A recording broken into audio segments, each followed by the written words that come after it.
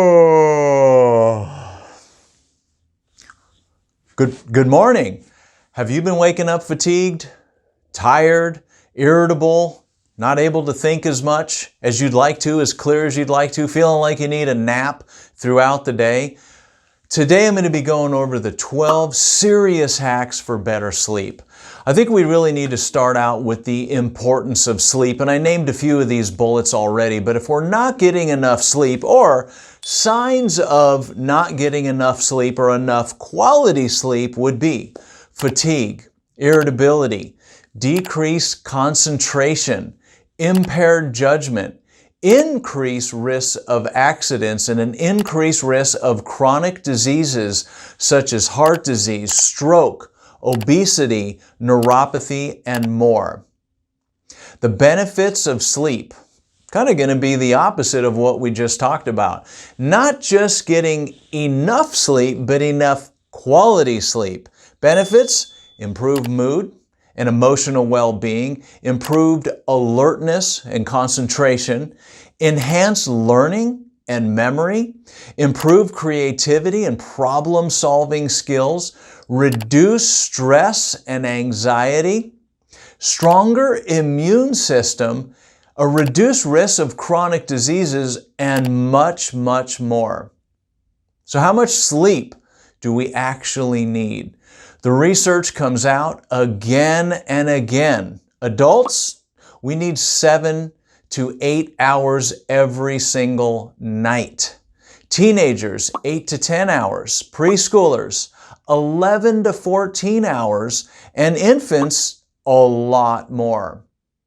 So let's talk about that, because I know some of you are thinking, well, I've read that I can get 3 to 4 hours or 5 hours. The truth is there are people that you can read in history books who just didn't need a lot of sleep. If you think you're one of those, you're likely wrong. Are you surviving off of 3 or 4 or 5 hours a night? Sure, you can survive off that, but the vast majority of people do not have this unique ability. So if you think you are, you're probably wrong. Getting 7 hours of sleep every single day, or really at night, is ideal. It comes out in the research again and again. So let's go right into it. I have 12 hacks, and I would have to say the number one most critically important hack for getting a good night's sleep is rhythm, consistency, establishing a routine in a consistent place of where you go to bed, and even more importantly, when you go to bed, same time every day. Even on the weekends, the research consistently proves again and again that humans, just like all the other animals, like consistency. Number 2, we need to create a sleep-inducing environment. What does that mean? We need to set ourselves up for success. So make your bedroom a sanctuary, a perfect place that it's dark, cool, and quiet. Running a TV at night with lights, artificial or street lights coming in, has been shown to not be good. I know we have these lids right here, but they can still see light and it interferes with your sleep. Take the time, make the investment to find a good pillow and a good mattress. I'll do a whole other video on this, but a pillow has to do with comfort. A mattress, like the shoes that you wear, have to do with comfort. Do you like the pillow top? Do you like it firm? Do you like it hard? It varies from person to person. Check out my other video. It'll be coming up soon. But create the sleep-inducing environment includes getting a comfortable mattress and pillow and sheets and blankets that are comfortable for you. Make it cozy. Strongly consider the addition of blackout curtains and even earplugs if there are outside noises. External disturbances, not good. It really does affect that sleep. I already mentioned it, but whether it's natural light, God forbid if you live in Alaska, or if you have to sleep during the day, it's not as good. But consider darkening curtains, pull those suckers down, get them all the way closed so you're as dark as a cave as you can possibly get. It's in the research and it's logical. It actually helps get better, deeper sleep. Next, consider using sleep-enhancing technology.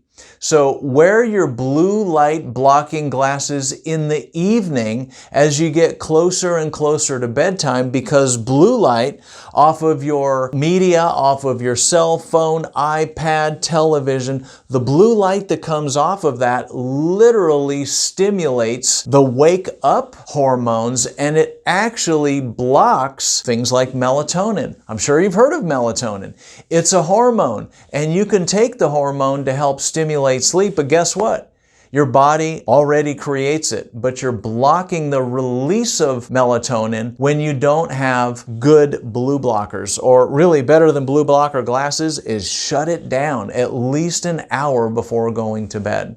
There are lots of apps that you can look for and smart devices that are specifically tailored to improve and create good quality sleep. There's another app that I want to tell you about, and it's called Soltech. It's not just an app, but it's an actual magnet-derived system. I call it a gizmo. I own it. I like it. I feel it really works. There's good science behind it. I know the CEO. He is a neurologist who specializes in sleep. He created the device. I'll put a link down at the bottom. It's called Soltech. It specifically helps to create our rhythms and improve the quality of our sleep. So I do recommend that as well. Next thing we want to do is we want to optimize our diet for sleep. What do I mean by that? You are what you eat, and what you eat affects how you sleep.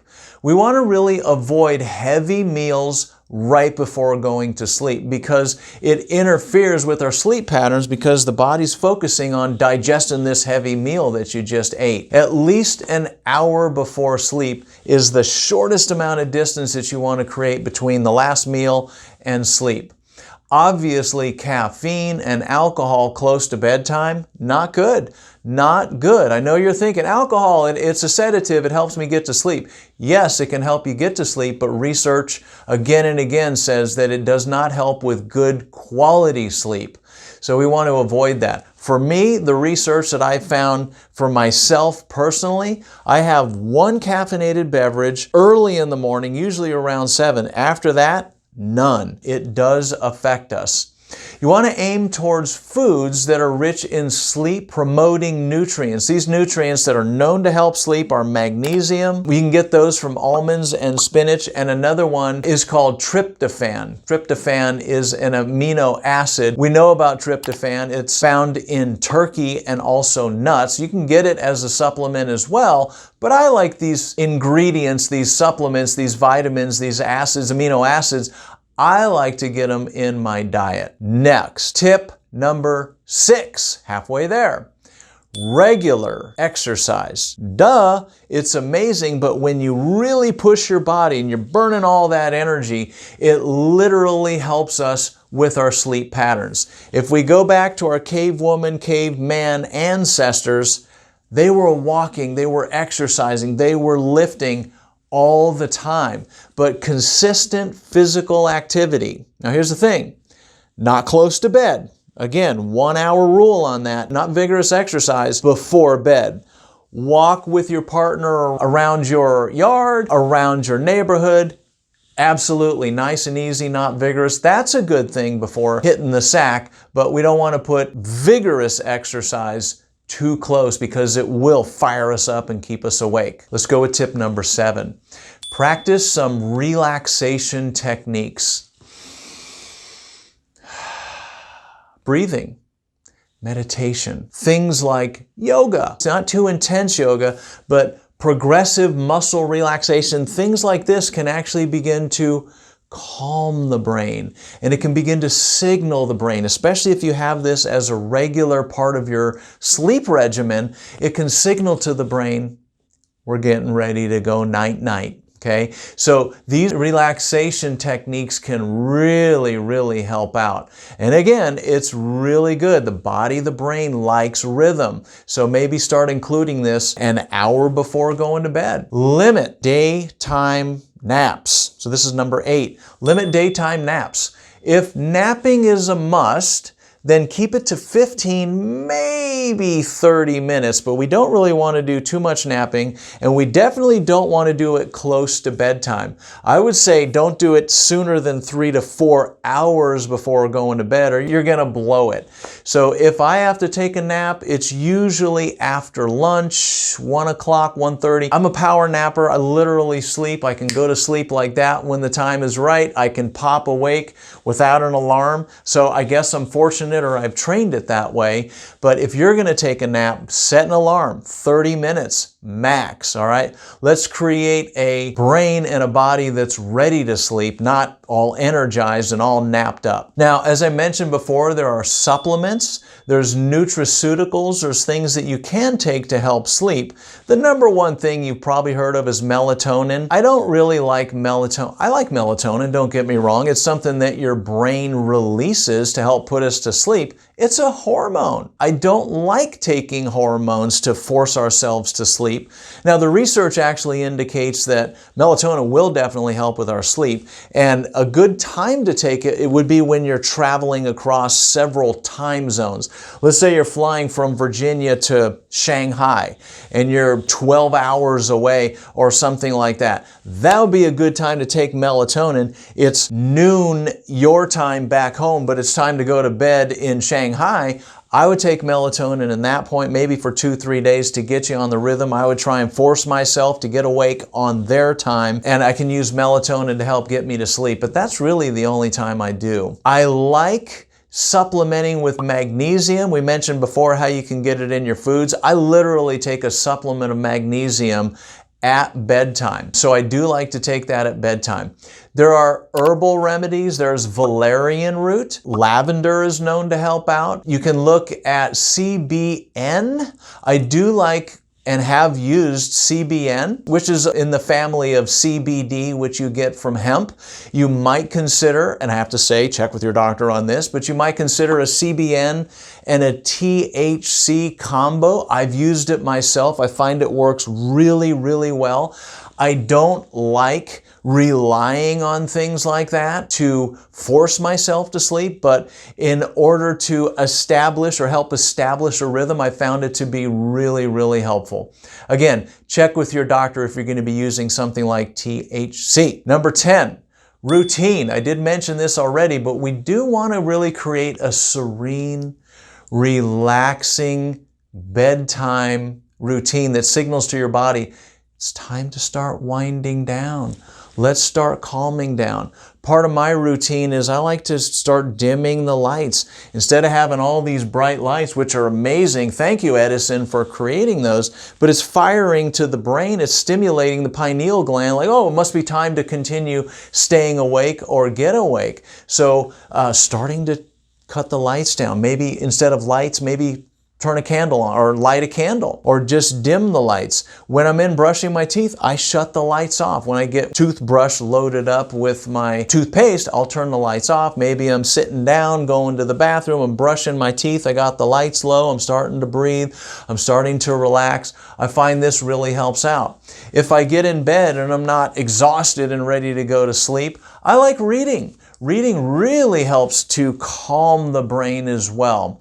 I have found that something like my Kindle doesn't have blue light, or you can set it to not have blue light while you're sleeping. So a Kindle is an example if you shut the blue light off. That's an example of how you can read with a device but without firing up your brain. Doing things like taking a warm, soothing bath with Epsom salts. Epsom salt, magnesium sulfate. So you're going to be absorbing magnesium. This is a wonderful way to start calming down. You can get some Epsom salts or with lavender in it, or maybe even chamomile. So you start breathing that in. It smells nice too. And you get out of the shower feeling nice and refreshed as well. Or you can get extra lavender and put it in your bath. Get the lights turned down low. Get off the media. So many people want to catch up on the news.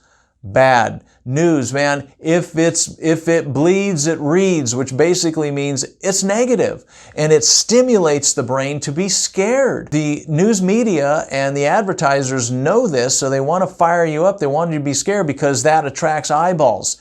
Get off the media. Even Instagram and YouTube shorts, I know they're fun, they're entertaining, but they fire up the brain. Get off that habit. Get off the media. The other thing is, number 11, we want to limit liquid. We already said alcohol, caffeine, no go, but even water. We want to stop doing water at least an hour before bed. If you have a hyperplastic or a larger prostate, and you have prostate issues and you tend to pee a lot throughout the night, you might want to stop drinking water 2, maybe even 3 hours before going to bed, so you can do your very best to void your bladder, so that's not another reason for waking you up. Number 12. The last in our 12 serious hacks to improve your sleep is get chronic pain conditions resolved. So neuropathic pain, which is what we help folks with, blood pressure issues, polypharmacy, too many medications, and other chronic conditions can actually wake us up because you're suffering, you're hurting, your foot's waking you up because it feels like on fire, your knee pain is waking you up, your lower back is hurting you as you turn over. That will absolutely affect your sleep. Getting these resolved are other videos, lots of other books written on these things, but take chronic pain and chronic conditions seriously, because in the realm of sleep, it will definitely affect you. These are my 12 serious hacks for improving the quality of your sleep. You have to be in charge of the quantity, how long you sleep, but you have so much to benefit. So let's start enjoying life more. Let's get more out of what we are hoping to get out of life by being awake, by being alive and enjoying this beautiful planet and these wonderful people that we have surrounded ourselves with. I hope this helps you out. I'd love to hear your comments below, to read your comments. I do read those. What other hacks do you have that you could share with us? I really appreciate your time and attention, and we'll see you on the next one.